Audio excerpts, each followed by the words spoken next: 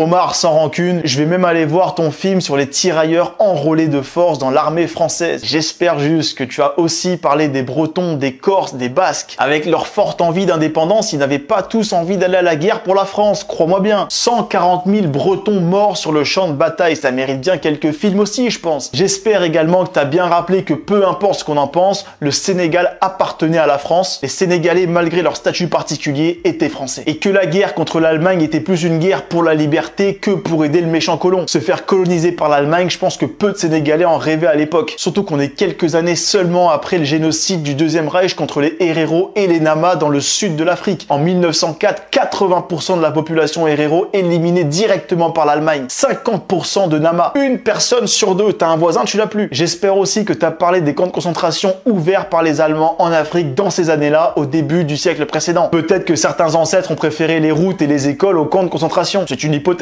Je ne dis pas que la France était parfaite, rien n'est jamais blanc ou noir dans l'histoire, Omar. Je dis simplement que peut-être nos ancêtres réfléchissaient mieux qu'une petite pute hollywoodienne.